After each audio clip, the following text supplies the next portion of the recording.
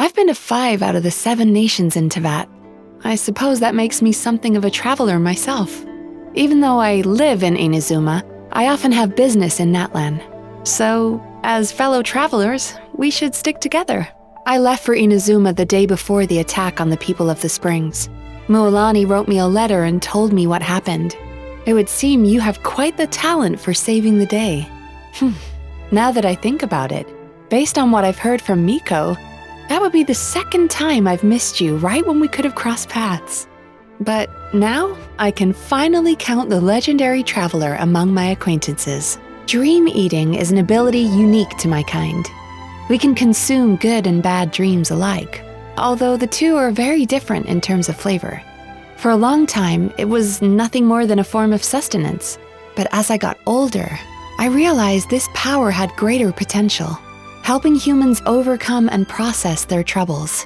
In truth, the Yumemizuki Mizuki are not a particularly formidable kind of yokai.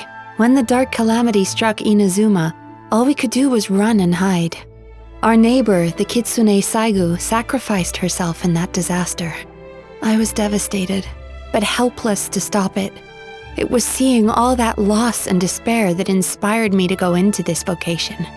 I decided to study abroad, and through my travels in Liyue, Sumeru, and Natlan, I was able to integrate my abilities with human medicine, and thus my current practice was born. Sometimes, nightmares surpass what I can withstand and act almost like a lethal poison. An example would be the Inazuman soldiers who fought during the Dark Calamity, or the Natlanese warriors who drove back the abyss in the Night Kingdom. Despair and fear carved so deeply into their subconscious, consuming their nightmares was like trying to swallow a knife.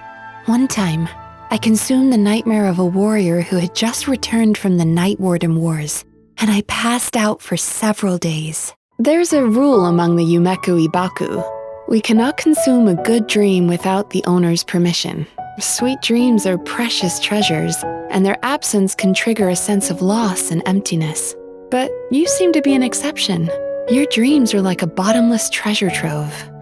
I've been in this line of work for centuries, but I've never met anyone as bright in their dreams as you.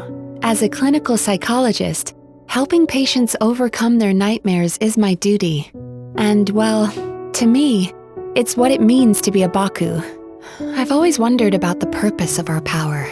Why was it given to us? What can we do with it?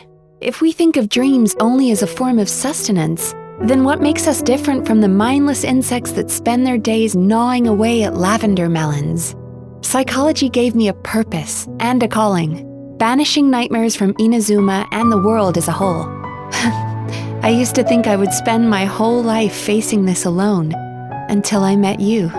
Someone who can turn the world on its head, who can bend the will of the gods themselves. Someone who's willing to accept my weaknesses, with no shortage of dreams to share. Perhaps, in a way, I've become your patient as well.